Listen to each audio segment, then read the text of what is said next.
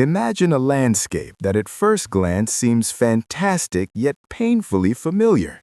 The architectural ensemble is built with such scope and grandeur that the imagination instantly draws parallels with Russia's northern capital. To the right towers a monumental building that any observer could mistake for the Hermitage. In front of it, soaring into the sky, stands a column practically indistinguishable from the Alexander column. A little lower, framing the steps, sits a rostel column with ship prows jutting menacingly from its shaft, a symbol that has become the calling card of the spit of Vasilievsky Island. Closer to the foreground is an Egyptian stele covered in mysterious writings, and at its base, 4 figures of Moors are chained. We know exactly these kinds of sculptural compositions from St. Petersburg landscapes.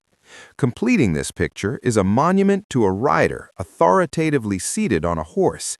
This entire set of elements creates the complete sensation that we are looking at an alternative version of St. Petersburg, a city from another universe. However, reality turns out to be much more confusing. This is not St. Petersburg, nor is it a fantasy by a modern artist. This is Rome, captured in 1743 by the famous engraver Giovanni Battista Piranesi. The work was published in the album Prima parte de architetture e prospettive and signed by the author as the ancient capital. This fact creates a genuine chronological and geographical paradox. How could an artist in the first half of the 18th century depict the architectural code of a city whose symbols, according to official history, would appear or take their places much later and thousands of miles away from Italy? Representatives of academic science, art historians, and historians offer their own explanation for this phenomenon.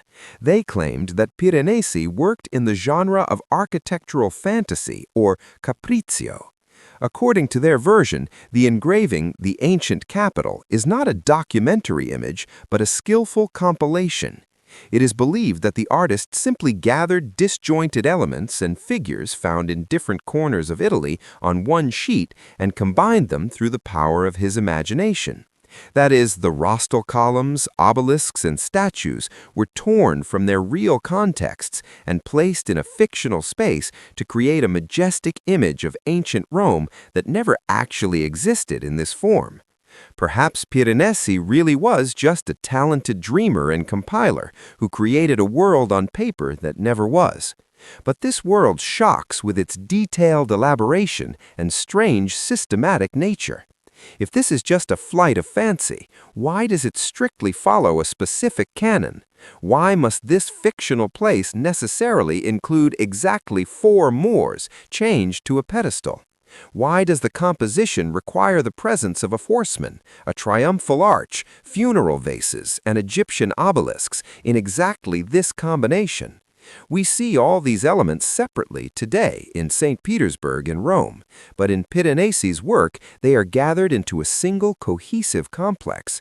There is a persistent feeling that the official version of a hodgepodge is falling apart, trying to hide the existence of a certain unified architectural standard, or even a really existing city that was subsequently taken apart for quotes and scattered across different countries. Diving deeper into the study of the work known as the ancient capital, we encounter a striking density of details that baffles anyone trying to explain it as mere artistic fiction. If we accept the official point of view that Giovanni Battista Piranesi was just an inspired compiler, collecting beautiful architectural forms in random order, a logical question arises about the nature of this randomness. Why is the set of elements in his fantasies so specific and repetitive? This is not a chaotic pile of stones, but a strictly ordered system where each object occupies its logical place as if it were part of a really existing urban plan. In the engraving, we see that very full set, which is scattered across different cities and museums of the world today, but here it is gathered together. The 4 Moors changed to the pedestal stand next to Egyptian steles decorated with hieroglyphs. Right there are triumphal arches, rostel columns with protruding ship prows, and massive funeral vases. This architectural code, which modern historians attribute to different eras and cultures, exists in Piranesi's work in a single space and time. It is hard to believe that the artist, guided only by aesthetic instinct, could have predicted the combination of symbols that centuries later would become the calling card of a completely different city on the banks of the Neva. The probability of such an exact coincidence in details during blind fantasizing tends towards zero. Moreover, the quality of the elaboration of this non-existent world surpasses many documentary sketches of that time. Piranesi does not just draw beautiful ruins, he depicts them with engineering precision. We see complex joints of blocks, a well-thought-out system of monument placement, and functional elements of the urban environment. This world looks lived in, logical, and most importantly, technologically unified. If this is fiction, then its author possessed knowledge of a civilization far superior in its capabilities to what is officially attributed to antiquity. A persistent impression is created that we are looking not at the fruit of a lonely engraver's imagination, but at documentary evidence of a lost global architecture. The world depicted on paper knows no borders between Roman and Egyptian, between the antique and what we are used to seeing in St. Petersburg. All these obelisks, horsemen, and columns look like standard elements of one giant mega-capital, the standards of which were uniform for vast territories. And if we assume that Piranesi was not inventing, but drawing from nature, even if from nature that was already decaying, then the entire chronology of architectural development requires a radical revision. However, the scale of the works and their quantity make one wonder about the personality of the author himself. After all, Piranesi is not just the surname of an artist from the 18th century. Upon detailed study of the legacy, it turns out that this brand hides something more than one man with a pencil. There is a whole layer of engravings officially attributed not to the master himself, but to his workshop or assistants. And it is in these works that even stranger inconsistencies begin to emerge, concerning not only architecture, but the very foundations of ancient cults. The scale of the legacy left under the name Giovanni Battista Piranesi is so great that the question inevitably arises about the physical possibility of one person creating such a number of complex engravings. Upon detailed study, it becomes obvious that Piranesi is not just the name of a lonely artist, but a real brand, a kind of corporation for recording the reality of the 18th century. There is an established concept of the Piranesi workshop, and a significant part of the works attributed to the master were actually performed by his students and assistants. It was a real image factory working with amazing productivity. Among these works, often considered copies or student exercises, are artifacts that completely break the usual picture of historical chronology. A striking example of such inconsistencies is a series of engravings dedicated to antique Egyptian vases. One such work, presumably executed by the master's assistant, Jan Fischer, or emerging from the depths of the workshop in the 1720s, depicts a luxurious vase with a caption indicating the cult of the ibis. For anyone familiar with a basic history course, the cult of the ibis is an unequivocal marker of ancient Egypt. We expect to see the characteristic Egyptian style, profile images of people, specific headdresses, hieroglyphs, and corresponding architecture. However, what is recorded on paper causes real cognitive dissonance. The image indeed features a bird being worshipped by people, but the surrounding setting has nothing in common with the Nile Valley of the Pharaoh's times. The scene unfolds in scenery that is indistinguishable from classical ancient Greece or Rome. We see an elegant rotunda gazebo with columns, characters in draped togas, and architectural elements typical of European antiquity. The result is a strange hybrid, a religious subject from deep Egyptian antiquity placed in an absolutely developed antique environment. Official science explains this simply. 18th century artists allegedly understood historical styles poorly and mixed everything into one pile for a pretty picture. But Piranesi's workshop was famous precisely for its scrupulous attention to detail. What if this is not an artist's error, but a record of reality we are mistaken about? If ancient Egypt is depicted on the vase, why does it look like Greece? Or perhaps what we are used to separating by millennia and thousands of miles actually existed simultaneously and within the framework of a unified cultural tradition. This mixture of styles suggests the existence of a unified antique world, where Egyptian and Roman elements were parts of a whole, not sequential stages in the development of different civilizations. This confusion, or rather this different logic, is not limited only to decor items. If artists and engravers of that era treated attributes and styles so freely on vases, or recorded a syncretism we do not understand, then trust in official interpretations of larger objects begins to fall rapidly. If they interpret the subjects on dishes incorrectly for us, there is a high probability that the purpose of the Cyclopean structures captured by the same workshop. We see the same incredible level of detail, the same filigree work with hard rock that does not succumb to erosion even in the harsh northern climate. An extremely uncomfortable question arises for official historiography. Where did Russia, which is customarily considered technologically backward compared to enlightened Europe at that time, get the capabilities to create such masterpieces? The official version about serf craftsmen armed with chisels and hammers looks naive when faced with the reality of processing granite and marble of this level. To create such a capital today, high-precision CNC machines and diamond cutters would be required. Manual work of such quality on hard stone is practically impossible without defects and requires decades of labor for a single item. And in Gatchina, as in St. Petersburg, there are thousands of such items. This observation forces us to assume that we are dealing not with the borrowing of styles, but with a unified technological standard. Rome and the suburbs of St. Petersburg, separated by thousands of miles, look like parts of one production chain using identical, now lost, machine stone processing technologies. One gets the impression that both the Pantheon and the structures in Gatchina were erected by the same civilization, for which such architectural excesses were a norm, not a feat. These stone witnesses of the past are surprisingly resilient. They have survived centuries, retaining their shape despite rain, snow, and wind. Time could not destroy them, and they continue to stand as silent reproaches to our forgetfulness.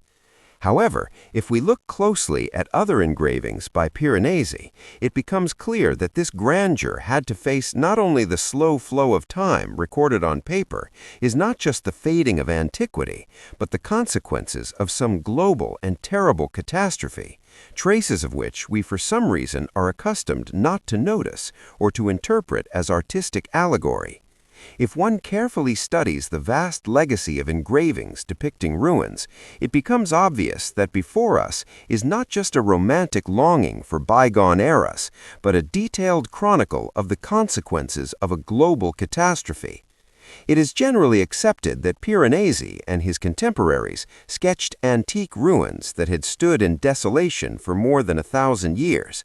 However, the eye of an attentive researcher inevitably catches details that come into sharp conflict with this official chronology. In many images, amidst the piles of fallen columns, fragments of cornices, and remains of walls, there are strange, frightening elements, so-called semi-skeletons.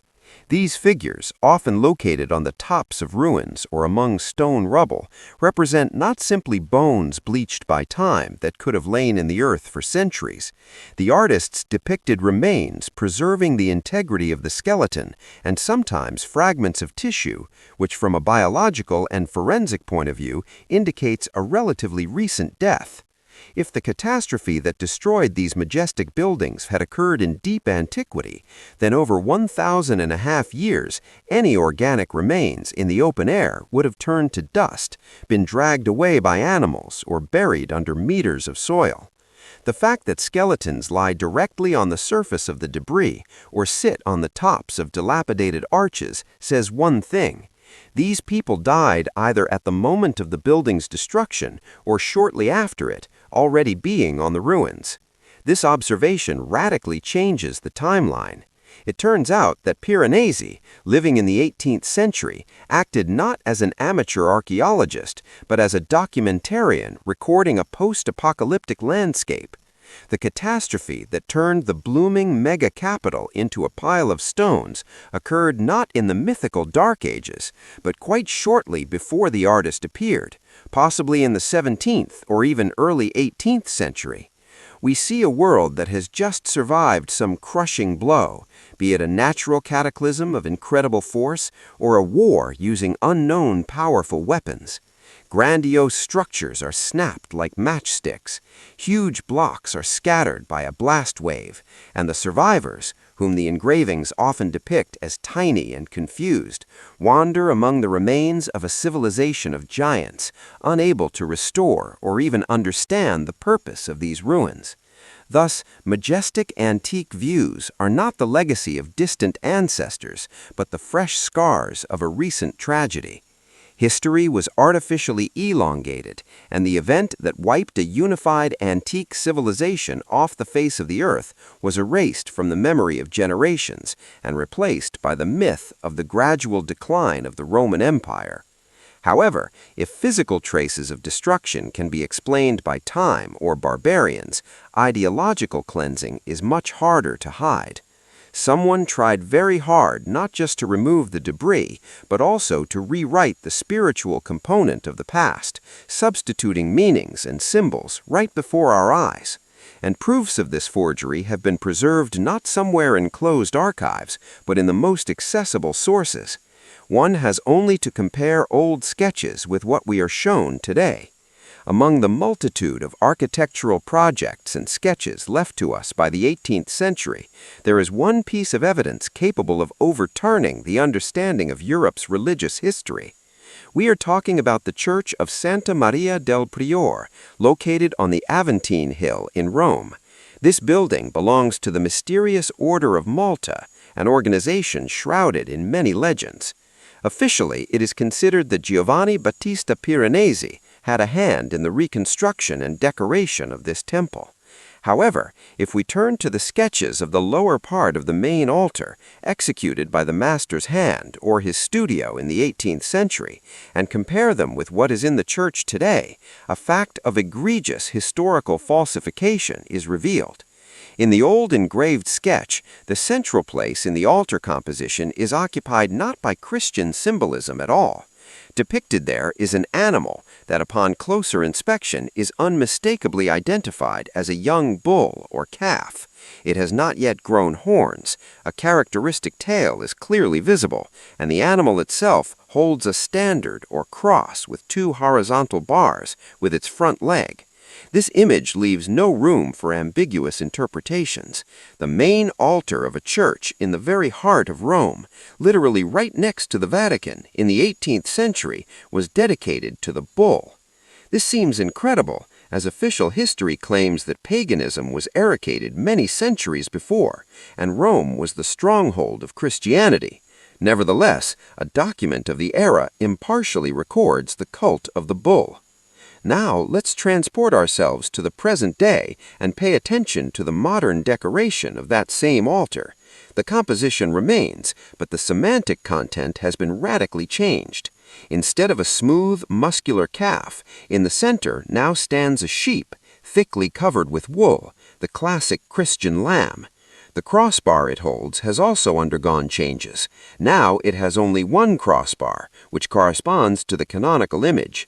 Moreover, to finally secure the new religious affiliation, figures of angels were added around it, and a Madonna and child appeared in the lower part, which were not in Piranesi's original drawings.